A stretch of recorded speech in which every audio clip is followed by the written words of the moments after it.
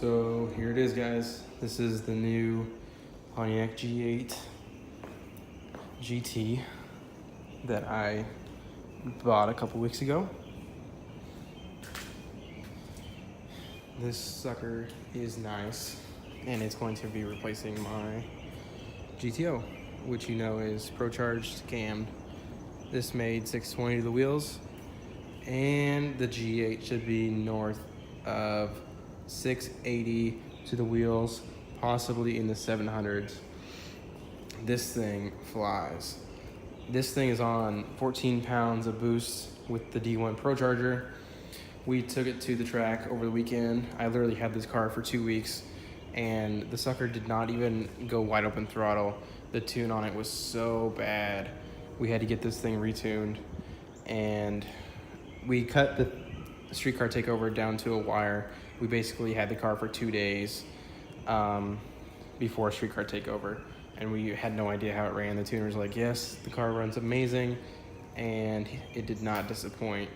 The car ran 10.9 at 127 miles an hour, and it was awesome. We only did 2 runs.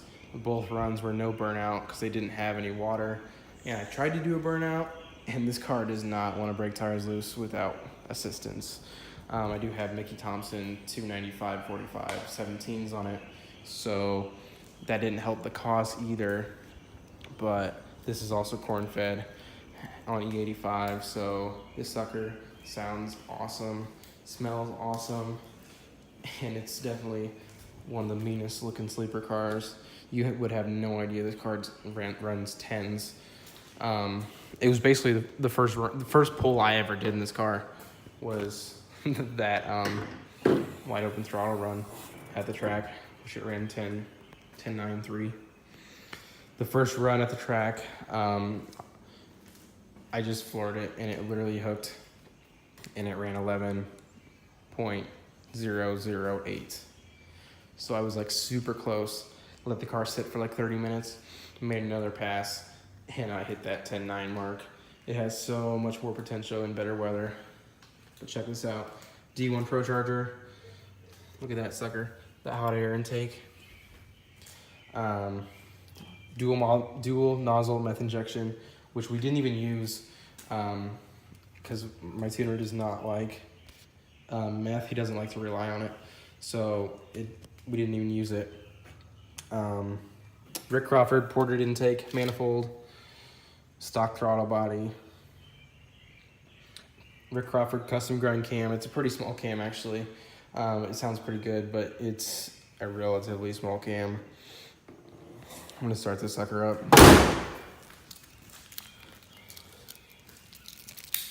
The biggest pain in the ass is trying to find E85 in Illinois or Indiana. Such a pain in the ass.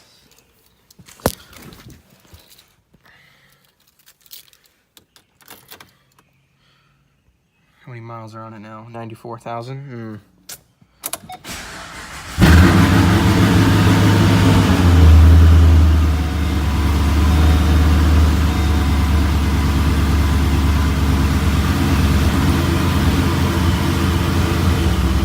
Van boost gauge.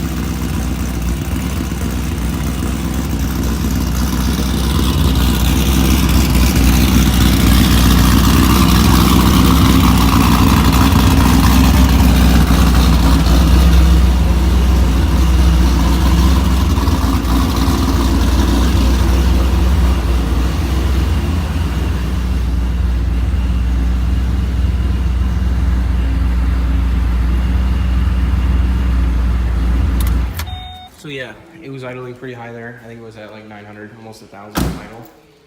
It usually sits warm at like 780, so you can really hear it cannon. But this sucker is loud, 3-inch solo.